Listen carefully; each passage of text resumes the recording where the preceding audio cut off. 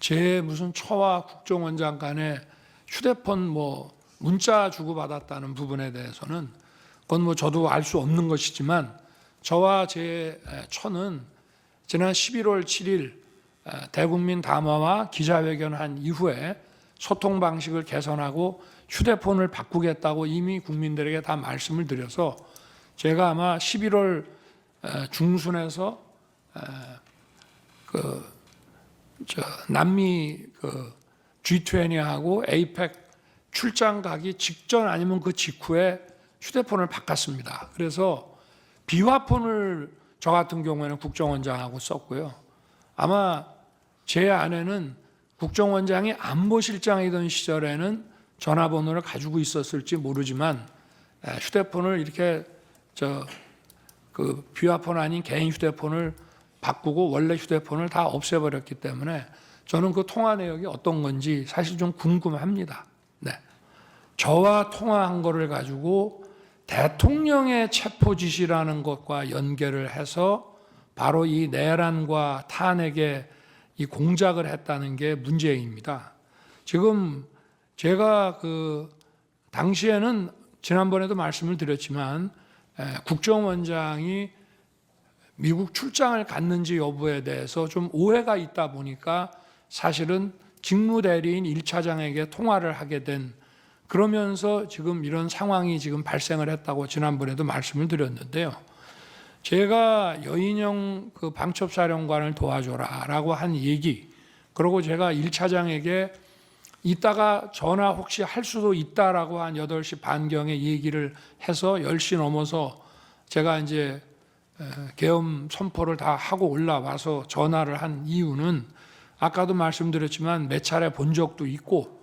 또 일도 열심히 하는 것 같고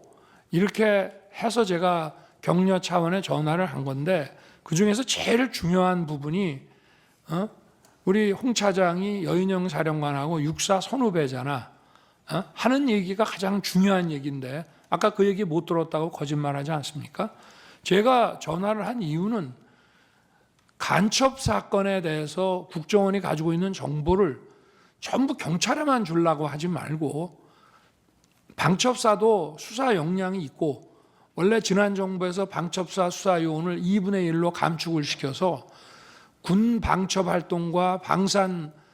안보 활동에 지장이 많이 초래가 됐기 때문에 우리 정부에서는 수사관을 계속 증원해 나가면서 이를테면 창원의 방산업체 보안 지키는 문제부터 시작해서 방첩사를 계속 키워오고 있는 상황이고,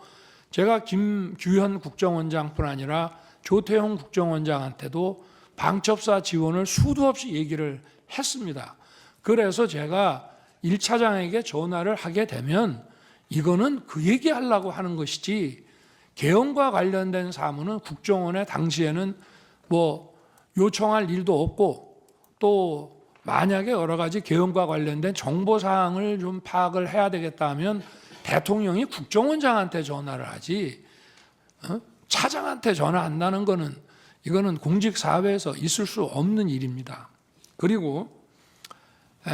지난번 국정원장 어디 경찰 조사 때도 대통령께서 국정원 직제를 잘 모르시는 것 같습니다라고 조서를 수사관이 받은 모양인데 그거 전부 엉터리입니다. 우리나라에서 국정원 직원 빼고 저만큼 국정원에 대해서 잘 아는 사람이 없습니다. 저는 국정원 수사를 물경 3년을 했고요. 그리고 국정원, 방첩사, 경찰의 이 대공 역량을 보강하기 위해서 취임 이후에도 엄청난 노력을 했을 뿐 아니라 국정원 인사를 벌써 여러 차례 해온 사람이라 속속들이 저는 잘 압니다. 제가 1차장한테 이런 얘기를 한 것은 육사 선후배이기 때문에 좀 국정원에서 이런 걸 할 때 정무직 회의라든가 간부 회의 때도 좀 거들어 주라는 얘기를 이제 한 것인데, 이거를 간첩을 좀 많이 잡아 넣기 위해서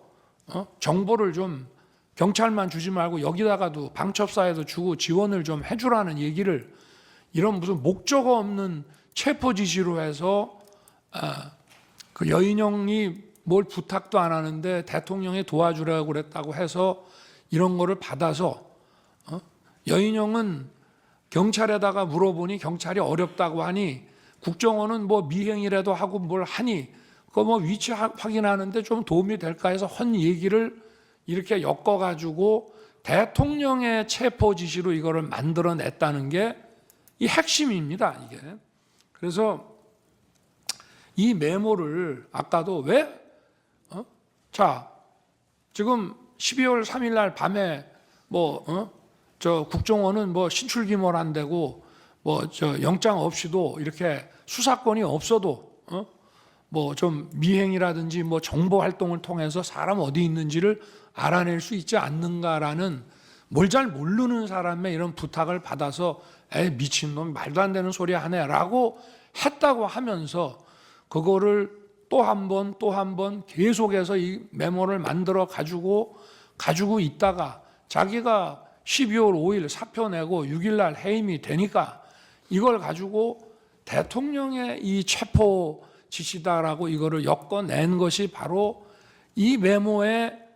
그 핵심이라고 저는 말씀드리고 싶습니다. 그리고 아까 국정원장에게 대통령이 방첩사 지원하라고 했던 얘기에 대해서 국정원이 원장이 별다른 대답을 안 했다는 것은 제가 판단하기에는 저한테 하도 들었기 때문에 그 얘기는 맨날 하는 얘기니까 아마 내가 저 국외 출장 중인 줄 아시고 저 1차장하고 통화를 했다가 그 얘기를 하셨던 모양이구나 라고 저는 원장이 받아들였을 것이라고 생각하지, 개헌과 관련된 별도의 그 어떤 지시였다고 한다면은 바로 저한테 아마 국정원장이 특달같이 전화했을 겁니다. 1차장한테 뭔 지시를 하셨다는데 그게 뭡니까 하고, 그래야 그게 국정원장이지, 아니 개헌과 관련된 지시라고 생각을 하면서 1차장 말을 그냥 무시해버리고, 아니 그 앞에서는 무시하는 척을 하더라도 대통령이 자기 밑에 사람한테 뭔가 개헌과 관련된 업무 지시를 했다면 특달같이 저한테 전화하는 게 상식 아니겠습니까? 그거는 수도 없이 들었기 때문이고, 지난번에도 왜 한번 재판관님께서 어떤 작년 상반기 총선 전에 어떤 그 안가 자리에 그 여인형 방첩사령관이 거기에 왜 참석했냐고 한번 물어보신 것 같은데, 그 자리가 바로 국정원 보고 방첩사 지원해 주라고 하는 그런 자리입니다. 그렇기 때문에 그 말씀을 좀 드리고요.